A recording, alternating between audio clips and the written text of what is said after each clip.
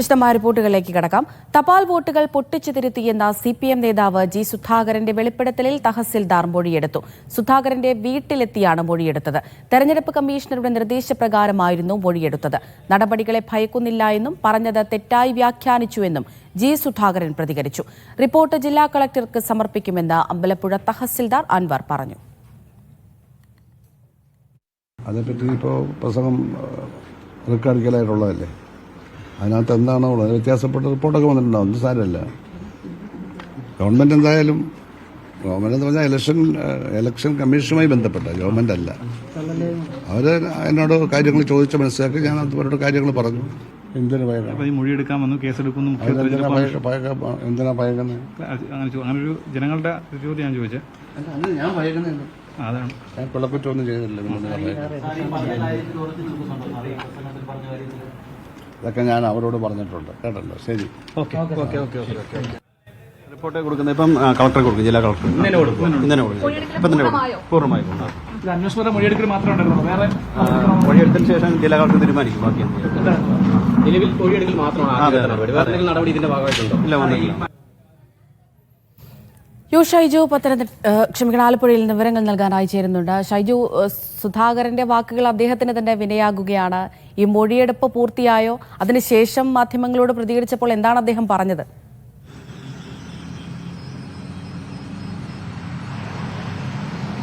അമൃത, സംസ്ഥാന തെരഞ്ഞെടുപ്പ് കമ്മീഷന്റെ നിർദ്ദേശാനുസരണമാണ് ഇന്ന് അമ്പലപ്പുഴ തഹസീൽദാർ ഏതാണ്ട് 2:30 പറവൂരുള്ള ആലപ്പുഴ അമ്പലപ്പുഴ പറവൂരുള്ള ജി സുധാകരന്റെ വസതിയിൽ എത്തി. 2:30 മുതൽ ഏതാണ്ട് ഒരു 3:05 വരെയും സമയം മൊഴിയെടുക്കലായിരുന്നു. ഏതാണ്ട് അരമണിക്കൂറിലധികം സമയം മൊഴിയെടുത്തിരുന്നു എന്ന് നമുക്ക് പറയാം. മൊഴിയെടുപ്പ് പൂർത്തിയായതിനു ശേഷം അദ്ദേഹം പുറത്തേക്ക് പറഞ്ഞത് ഇന്ന് തന്നെ കളക്ടർക്ക് റിപ്പോർട്ട് നൽകും, അതനുസരിച്ച് കളക്ടറാണ് തുടർ നടപടികളിലേക്ക് നീങ്ങുക എന്ന കാര്യമാണ് അദ്ദേഹം പറഞ്ഞത്. ജി സുധാകരൻ പറഞ്ഞത് താൻ ഒരു പ്രസംഗം നടത്തി, ആ പ്രസംഗത്തിന്റെ ഒരു ഭാഗം ആണ് ഇപ്പോൾ സംശയത്തിന്റെ നിഴലിലായിരിക്കുന്നത്. അതുകൊണ്ട് അക്കാര്യത്തിൽ തെരഞ്ഞെടുപ്പ് കമ്മീഷൻ അവരുടെ നടപടിക്രമങ്ങളുമായി മുന്നോട്ട് പോവുകയാണ്. അതിന്റെ ഭാഗമായി തന്നോട് ചില കാര്യങ്ങൾ ചോദിച്ചറിഞ്ഞു. താൻ അക്കാര്യത്തിൽ സഹകരിക്കുകയും തിരിച്ചു മറുപടി പറയുകയും ചെയ്തു. താൻ ഒരു കൊലക്കുറ്റമല്ലല്ലോ ചെയ്തത്, താൻ ഭയപ്പെടേണ്ട കാര്യമില്ല, താൻ സാധാരണഗതിയിൽ സംസാരിക്കുന്ന ആളാണ്, ഇതിനുശേഷവും പരിപാടി കൊണ്ട് അദ്ദേഹം പോകും, സംസാരിക്കും എന്ന് പറയുകയും ചെയ്തു. അങ്ങനെ ഇതിന്റെ പ്രാഥമിക ഘട്ടം എന്ന നിലയിൽ ഈ മൊഴിയെടുപ്പ് പൂർത്തിയായിട്ടുണ്ട്.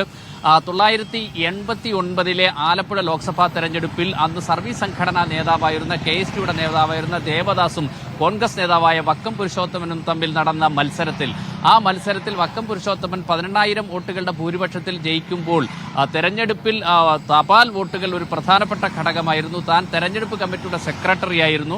അതുകൊണ്ട് തന്നെ ഈ തപാൽ വോട്ടുകൾ CPMന്റെ ജില്ലാ കമ്മിറ്റി ഓഫീസിലെത്തി തരംതിരിക്കുകയും അതിൽ വേണ്ട തിരുത്തലുകൾ വരുത്തുകയും ചെയ്തുകൊണ്ടാണ് മുന്നോട്ട് പോയതെന്നാണ്. അതായത് തെരഞ്ഞെടുപ്പിൽ പാലിക്കേണ്ടുന്ന രഹസ്യാത്മകത നിലനിർത്താൻ കഴിഞ്ഞില്ല എന്നൊരു കണ്ടെത്തലാണ് ഇപ്പോൾ തെരഞ്ഞെടുപ്പ് കമ്മീഷൻ ഉള്ളത്. 1951 ജനപ്രാതിനിധ്യ നിയമം അനുസരിച്ചിട്ടുള്ള നിയമങ്ങളാണ് ഇക്കാര്യത്തിൽ തെരഞ്ഞെടുപ്പ് കമ്മീഷൻ പരിഗണിച്ചിരിക്കുന്നത്. അതോടൊപ്പം തന്നെ 61 തെരഞ്ഞെടുപ്പ് നടപടിക്രമങ്ങളും ചട്ടങ്ങളും അതോടൊപ്പം തന്നെ ഭാരതീയ ന്യായ സംഹിതയിൽ ഉള്ള ഇക്കാര്യത്തിലുള്ള വകുപ്പുകൾ ഒക്കെ ചേർത്തുകൊണ്ട് FIR ഇട്ട് അന്വേഷണം നടത്തി അടിയന്തര നടപടികളിലേക്ക് കടക്കണം എന്ന തെരഞ്ഞെടുപ്പ് കമ്മീഷന്റെ എന്തായിരുന്നു അദ്ദേഹം ആ പ്രസംഗത്തിനിടയിൽ പറഞ്ഞത് എന്ന് ഷൈജു കൃത്യമായി തന്നെ വ്യക്തമായി തന്നെ പറയുകയുണ്ടായി. പക്ഷെ അപ്പോഴും പറയുന്നത് താൻ പറഞ്ഞ കാര്യത്തെ ചിലർ തെറ്റായി വ്യാഖ്യാനിച്ചു എന്നാണല്ലോ. അങ്ങനെയാണെങ്കിൽ ആരെ എങ്ങനെ വ്യാഖ്യാനിച്ചു എന്നാണ് അദ്ദേഹം ഉദ്ദേശിക്കുന്നത്?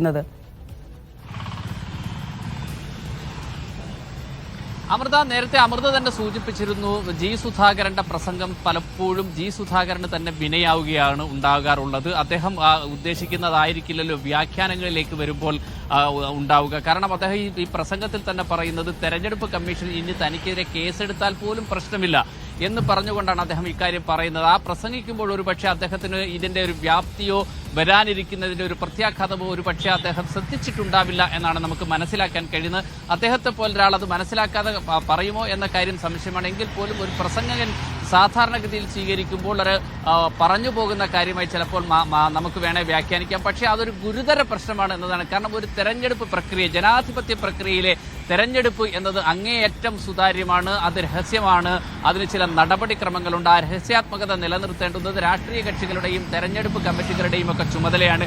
അതുകൊണ്ട് തന്നെ ഒരു മുന്നണിയുടെ തെരഞ്ഞെടുപ്പ് കമ്മിറ്റിയുടെ സെക്രട്ടറി ആയിരുന്ന താൻ തപാൽ വോട്ടുകൾ അത് അഴിച്ചു പരിശോധിച്ചു, അതിൽ തിരുത്തലുകൾ വരുത്തി എന്നാണ് അദ്ദേഹം പറയുന്നത്. ആ തിരുത്തലുകൾ വരുത്തി എന്ന് പറയുന്നത് ഒരു ഗുരുതര ചട്ടലംഘനമായിട്ടാണ് തെരഞ്ഞെടുപ്പ് കമ്മീഷൻ കാണുന്നത്. അതുകൊണ്ട് ആ ചട്ടലംഘനത്തെക്കുറിച്ച് അന്വേഷണം നടത്തി റിപ്പോർട്ട് സമർപ്പിക്കുക എന്നതിലേക്കാണ് ഇപ്പോൾ തെരഞ്ഞെടുപ്പ് കമ്മീഷൻ മാറിയിട്ടുള്ളത്. ഇനി സ്വാഭാവികമായും ഇക്കാര്യത്തിൽ ക്രിമിനൽ കേസെടുക്കണമെന്നാവശ്യപ്പെട്ടുകൊണ്ട് കേസുകൾ വരാനുള്ള സാധ്യതയുണ്ട്. CPIയുടെ സംസ്ഥാന സെക്രട്ടറി തന്നെ ഇക്കാര്യത്തിൽ വിയോജിപ്പ് പ്രകടിപ്പിച്ച് പരസ്യമായി പ്രസ്താവന നടത്തിയിരുന്നു. തൊട്ടടുത്ത ദിവസം CPM നേതാക്കളും ഇക്കാര്യത്തിൽ പ്രതികരിക്കും എന്ന കാര്യം ഉറപ്പാണ്. ഷൈജു സൂചിപ്പിച്ചതുപോലെ തന്നെ തുടർ നടപടികളെ കുറിച്ച് അറിയേണ്ടതുണ്ട്. ഇങ്ങനെയൊരു വിഷയമായതുകൊണ്ട് തന്നെ ജി സുധാകരനെതിരെ കേസെടുക്കണമെന്നുള്ളൊരു ആവശ്യം തെരഞ്ഞെടുപ്പ് കമ്മീഷന്റെ ഭാഗത്തു നിന്ന് ഉണ്ടാകുന്നുണ്ട്. ഇനിയിപ്പോൾ ഇന്നത്തെ മൊഴിയെടുപ്പ് അവസാനിച്ചിരിക്കുകയാണ്. ഇനിയുള്ള തുടർ നീക്കങ്ങൾ എങ്ങനെയായിരിക്കും?